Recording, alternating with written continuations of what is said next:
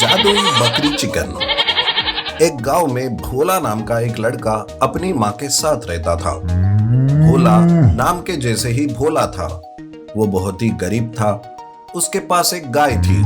वो गाय का दूध निकालकर बेचा करता था। उससे उसके घर का खर्चा चलता था। तभी एक दिन उसकी माँ उससे कहती है, बेटा, कुछ दिनों से गाय कम दूध दे रही है। लगता है कुछ दिनों में गाय दूध देना ही बंद कर दे। बेटा, हमारे कमाई का बस ये एक गाय ही साधन है। हमारी जमीन भी बंजर पड़ी है, उस पर हम खेती नहीं कर सकते। देखो भोला, कुछ तो कमाई का सोचो अब। माँ, मैं एक काम करता हूँ, इस गाय को बेचकर अच्छी दूध देने वाली दूसरी गाय को खरीद लाता हूँ। तब भोला गाय को मंडी में बेचने जाता है, लेकिन रास्ते में बहुत थक जाने की वजह से वो एक पेड़ के नीचे बैठ जाता है और गाय को वही चरने के लिए छोड़ देता है। थोड़ी देर आराम करके भोला अपनी गाय को इधर उधर ढूंढता है, पर उसे उसकी गाय कहीं दिखाई नहीं देती। लगता है मेरी गाय को किसी ने चुरा लिया है। क्या सोचा था और ये क्या हो गया? मुझे यहाँ आराम ही नहीं करना चाहिए था। भोला फिर से अपनी गाय को ढूंढने लगता है। तभी उसे बचाओ बचाओ ऐसी आवाज सुनाई देती है। भोला जब देखता है तो उसे एक बकरी और मुर्गी चिल्लाते हुए नजर आते हैं। भोला उन दोनों को देखकर चकित हो जाता है। उन दोनों को चिल्लाते हुए देख वो कहता है, बाप रे, बकरी और मुर्गी इंसानों के जैसे कैसे चिल्ला रही है? लगता है उन दोनों में भूत है, इसलिए तो इनके पीछे कुत्ता पड़ा है। अरे बाप रे, मुझे भी यहाँ से भागना चाहिए। ऐसा सोचकर भोला भी चिल्लाते हुए भागने लगता है। अरे भागो भागो, भूत भूत। इस तरह से भोला भागते हुए एक पेड़ के ऊपर बैठ जाता है। मुर्गी और बकरी के पीछे कुत्ता पड़ा हुआ था। वो दोनों कुत्ते को चकमा देकर भोला के पास आते हैं। तब बकरी भोला पर हंसते हुए कहती है, अरे, तुम इंसान इतने डरपोक होंगे पता नहीं था। हम दोनों की मदद करने के बजाय तुम खुद डर के मारे हमें भूत समझकर पेड़ पर जा बैठे। देखो, तुम दोनों मुझसे दूर रहो, नहीं तो हाल तू जलाल तू आई बला को टाल तू। भोला इस तरह से बड़बड़ाने लगता है। तभी मुर्गी कहती है, अरे, हम जादुई मुर्गी और बकरी है। हम जादुई दुनिया से आए हैं। हम कोई भूत ऊत नहीं है। हम हमारे जादू का इस्तेमाल किसी जानवर पर नहीं कर सकते और कुत्ते के भौंकने की वजह से हम डर गए, इसीलिए हम मदद के लिए चिल्ला रहे थे। चलो अब पेड़ से उतर जाओ। अरे बड़ी आई जादू करने वाली, अगर जादू होता तो तुम कुत्ते से थोड़ी ना डरती। मुझे सब पता है कि बस भूत ही होते हैं जो कुत्तों से डरते हैं। भोला को बकरी और मुर्गी काफी समझाते हैं। तब जाकर भोला पेड़ से नीचे उतर आता है। भोला उन दोनों से बात न करके सीधा घर की तरफ भाग जाता है। तब बकरी कहती है, अरे, अब तो इस भोला की गलतफहमी दूर करनी होगी, नहीं तो वो हमें भूती समझते रहेगा। वैसे वो थोड़ा परेशान भी दिख रहा है। चलो मुर्गी, हम उसके घर चलते हैं। बकरी और मुर्गी गायब होकर सीधे भोला के घर प्रकट होते हैं। भोला के साथ बकरी और मुर्गी को देखकर उसकी माँ कहती है, अरे भोला, दूसरी गाय खरीदने गया था ना रे तू? फिर ये क्या लेकर आया, बकरी और मुर्गी? अरे तेरी अक्ल तो ठिकाने पर है ना? जाकर इन दोनों को वापस करके आ। माँ, ये मुर्गी और बकरी भूत है। ये दोनों बातें भी करते रहते हैं माँ। अरे ये कैसी बहकी बहकी बातें कर रहा है तू? कहीं भांग तो नहीं पिया? देख, ज्यादा बात मत कर और इन दोनों को वापस करके आ। लेकिन माँ कुछ भी ना सुनकर वहां से चली जाती है। भोला तो डर के मारे कांपने लगता है। जादुई बकरी और मुर्गी को भोला की परेशानी समझ आती है।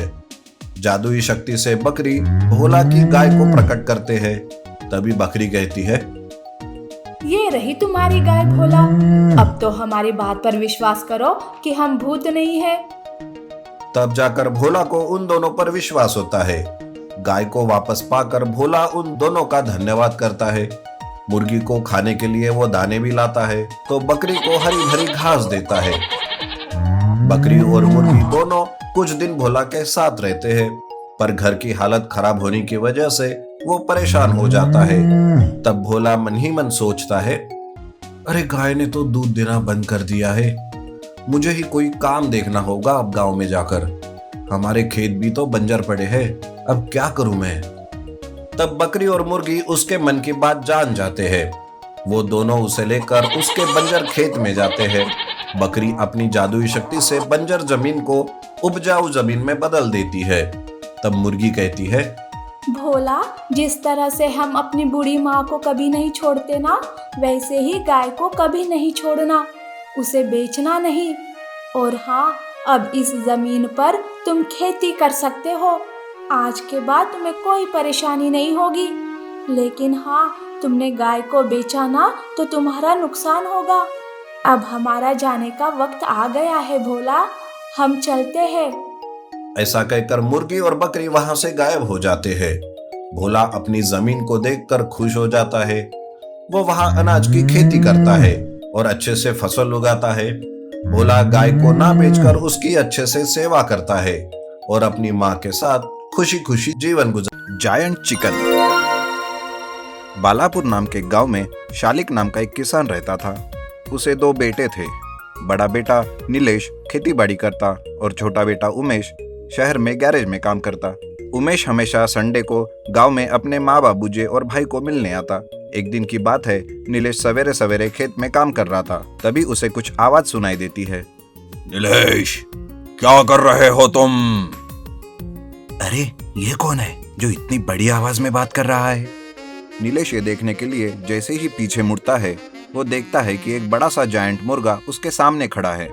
वो बहुत डर जाता है और वहीं पर बेहोश हो जाता है। कुछ समय के बाद वो होश में आता है। तब वो अपने भाई को देखता है और साथ में ही बड़ा मुर्गा भी रहता है। अरे उमेश, ये सब क्या है? इस मुर्गे को देखकर तो मेरी हवा ही निकल गई। मैं कितना डर गया था पता है? अरे क्या भाई, इतने बड़े हो गए फिर भी डरते हो? कहां से लेकर आए इतना बड़ा मुर्गा? अरे भाई, यह मुर्गा दरअसल सर्कस की एक मुर्गा गाड़ी है। इसमें कुछ प्रॉब्लम हो गई थी, जिस वजह से इसे ठीक करने के लिए हमारे गैरेज में लाया गया। वैसे तो यह रिपेयर हो गया, सोचा आपकी थोड़ी फिरके ही ले लूं। अरे वाह बेटा, अपने बड़े भाई की फिरकी लेगा। दोनों हंसते हैं और थोड़ी देर में नीलेश सोचकर कहता है, अरे उमेश, तू बहुत ही अच्छे समय पर गांव में आया है। जैसे तूने मेरी हवा निकाली, ठीक वैसे ही एक आदमी की हवा निकालनी है हमें। कौन है भाई, और क्यों उसकी हवा निकालनी है? उमेश, हमारे गांव का जो जमींदार है वो मजबूर किसानों का फायदा उठा रहा है। उन्हें ज्यादा ब्याज पर कर्जा देता है और जब किसान उस कर्जे को वापस नहीं दे पाते तो वो उनकी जमीन हड़प रहा है। अच्छा, फिर तो उसकी हवा निकालनी जरूरी है भाई। नीलेश और उमेश मिलकर एक प्लान करते हैं। प्लान के हिसाब से उमेश शाम को जमींदार के घर जायंट मुर्गा बनकर जाता है और उसको डराता है। अरे ओ जमींदार, निकल घर से बाहर, देख कौन आया है तेरे द्वार। अबे कौन है बे, जो शाम को मुझे परेशान करने आया है? जमींदार जैसे ही घर से बाहर निकलता है, उसके सामने बड़ा जायंट मुर्गा देखता है। वो बहुत डर जाता है। अरे बाप रे, ये क्या है? ये क्या मुसीबत है? इतना बड़ा मुर्गा, मैंने तेरा क्या बिगाड़ा है? तू क्यों यहाँ आया है? ठीक कहा जमींदार, मैं एक मुसीबत ही हूँ जो तेरा काल बनकर आया हूँ। मुझे बहुत भूख लगी है, मुझे खाना दो, नहीं तो मैं तुझे ही खा जाऊंगा। जमींदार अंदर जाकर अनाज की बोरियां लेकर आता है और जायंट मुर्गे के सामने रख देता है। जायंट मुर्गा भी पूरा अनाज अपने पेट के अंदर डाल देता है, लेकिन उसकी भूख नहीं मिटती। वो कहता है, अरे क्या जमींदार, तेरे इस अनाज से तो मेरी भूख ही नहीं मिटी। तो फिर और क्या चाहिए? मेरी भूख कागज से मिटती है। तेरे घर में जितने भी कागज है वो सब कागज मेरे सामने लाकर रखो। जमींदार डर के मारे घर के अंदर जाता है और उसके पास जितने भी कागज होते हैं वो सब जायंट मुर्गे को ला कर देता है, लेकिन फिर भी मुर्गे की भूख नहीं मिटती। अरे जमींदार, मेरे सामने ज्यादा स्मार्ट मत बनो। तुम्हारी तिजोरी के अंदर जो कागज है मुझे वो भी चाहिए, उसे भी लेकर आ, वरना आज तेरी मौत निश्चित है। जमींदार फिर से डर के मारे घर के अंदर जाता है और उसके पास किसानों के जमीन के जो कागज होते हैं वो जायंट मुर्गे के सामने लाकर रखता है। मुर्गा उसे अपने अंदर ले लेता है और वहां से चला जाता है। फिर उमेश घर जाकर सारे कागजात निकालता है और उनको वापस किसानों में बांट देता है। कुछ दिन बीत जाते हैं और जमींदार गांव में सर्कस देखने जाता है और जैसे ही जमींदार वहां पर जायंट मुर्गा देखता है, अरे अरे ये तो मुर्गा सर्कस का है। अरे बाप रे, मैं तो लुट गया। ये तो सर्कस का मुर्गा है। अरे मुझे किसी ने बेवकूफ बनाया। ऐसा कहकर जमींदार अपने सर पर हाथ रखता है। इधर नीलेश और उमेश उस पर जोरों से हंस पड़ते हैं। Giant fish. लक्षद्वीप की श्रृंखला के एक छोटे से द्वीप पर संतोष नाम का एक मछुआरा अपने परिवार के साथ रहता था। संतोष के परिवार में उसकी पत्नी और एक बेटा बंटी था। संतोष एक दिन अपनी नाव लेकर मछलियां पकड़ने समुद्र में जाता है। कुछ देर तक मछलियां पकड़ने के बाद जोर का तूफान आता है और संतोष की नाव समुद्र में डूब जाती है। संतोष जैसे तैसे समुद्र को पार करके किनारे पर आता है और एक जगह नाराज होकर बैठता है। हे भगवान, ये तूने क्या किया? मेरी नाव को तो बचाया होता कम से कम। अब मैं क्या करूंगा भगवान, मैं क्या करूंगा? संतोष ऐसा कहता ही रहता है कि उसे किसी के पुकारने की आवाज आती है। बचाओ, कोई तो मुझे बचाओ। संतोष इधर उधर देखता है और एक टूटी दीवार की तरफ जाता है। वो देखता है कि एक बड़ी मछली किनारे पर जख्मी होकर मदद के लिए पुकार रही है। बचाओ, कोई तो मुझे बचाओ। अरे कमाल है, तुम तो एक मछली हो और बात भी करती हो। तुम यहाँ किनारे पर कैसे पहुंची? थोड़ी देर पहले मैं कम पानी में तैर रही थी, लेकिन तूफान ने मुझे यहाँ उठाकर फेंक दिया और मैं जख्मी होकर यही पड़ी हूँ। संतोष उस मछली के जख्मों पर मरहम लगाता है और उसे वापस समुद्र में धकेलता है। मछली समुद्र में जाती है और संतोष से पूछती है, बहुत बहुत धन्यवाद दोस्त। आज अगर तुम नहीं होते तो शायद मैं बच नहीं पाती। नहीं नहीं, धन्यवाद कहकर मुझे शर्मिंदा मत करो। मैंने देखा था कि तुम किनारे पर बहुत नाराज होकर बैठे थे। क्या हुआ, मुझे बताओगे? दरअसल मैं समुद्र में मछलियां पकड़ने गया था, लेकिन इस तूफान में मेरी नाव डूब गई और मैं बेसहारा हो गया। अब मुझे समझ नहीं आ रहा कि मैं क्या करूं और कैसे अपने परिवार को पालूं। चिंता मत करो दोस्त, ये लो एक कीमती मोती। इस मोती को बेचकर तुम उन पैसों से व्यापार शुरू करो और जब भी तुम्हें जरूरत होगी मुझे बस यहाँ आकर पुकार लेना, मैं आ जाऊंगी। संतोष मोती लेकर उसे बाजार में बेच देता है और उससे मछलियां खरीदकर व्यापार शुरू करता है। इस तरह उसे जब भी मोती की जरूरत होती है वो किनारे पर आकर मछली को पुकारता है और मोती लेकर चला जाता है। ऐसा करते करते संतोष बहुत जल्द ही काफी रुपया कमा लेता है और मछली मार्केट का चेयरमैन बनता है। लेकिन इस बात का संतोष के मामा को पता चलता है। वो अच्छा आदमी नहीं रहता और संतोष के हर हरकत पर नजर रखता है। एक दिन मौका देखकर संतोष और उसकी पत्नी को वो बंदी बना लेता है और उसकी सारी जायदाद पर कब्जा करता है। और संतोष के बेटे बेचारा बंटी रोते रोते समुद्र के किनारे आता है और कहता है, मेरी मदद करो मछली, मेरे माँ बाबूजी का कल से पता नहीं है, मेरी मदद करो। बंटी की ये बात सुनकर समुद्र से मछली ऊपर आती है और बंटी उसे सारी बात बता देता है। मछली बंटी को उसके माँ बाप को ढूंढने का वादा करके उसे वहां से चले जाने के लिए बोलती है। तभी थोड़ी देर के बाद ही वहां पर संतोष आता है और वो मछली से एक मोती मांगता है। हे मछली, मेरी मदद करो और एक मोती मुझे दे दो।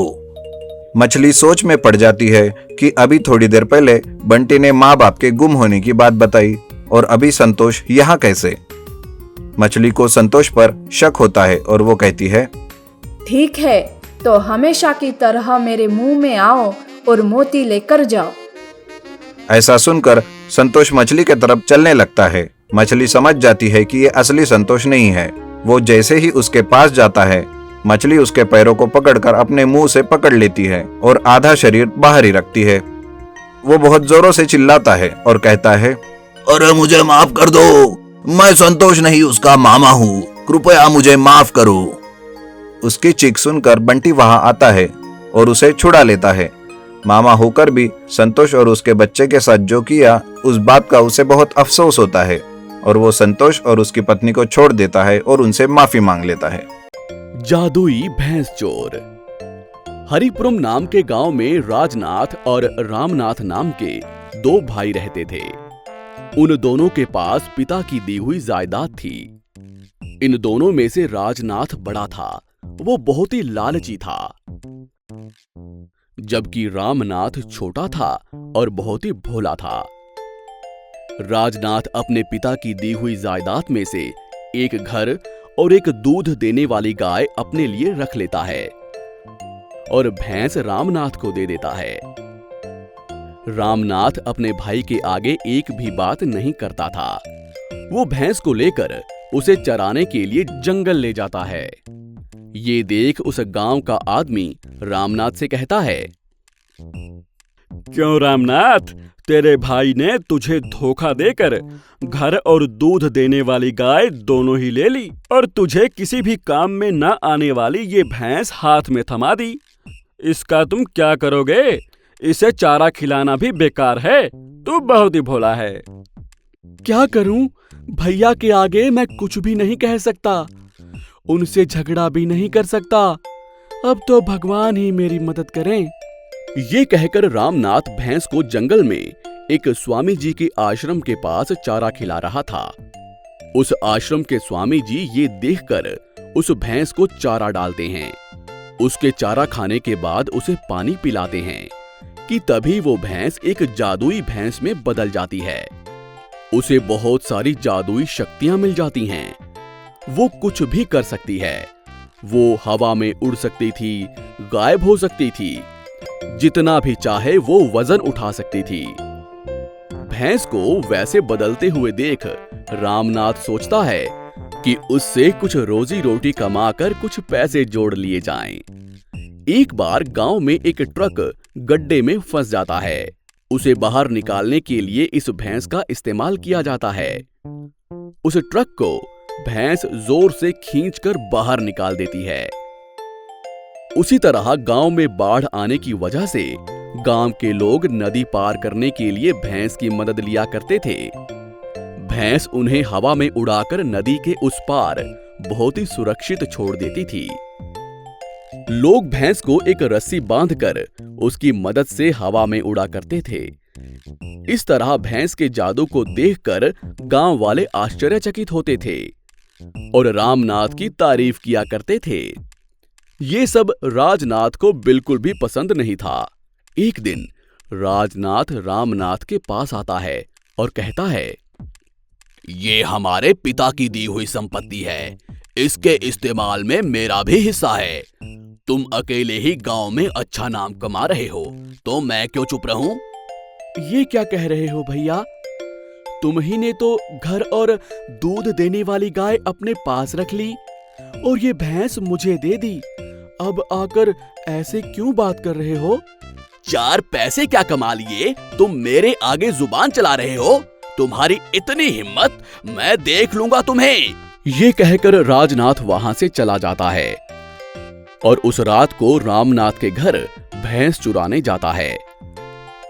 दीवार से छलांग मारकर भैंस को चुराकर अपने घर ले जाता है और उसे रस्सी की मदद से एक पेड़ से बांध देता है और अंदर जाने लगता है कि तभी एक आवाज आती है।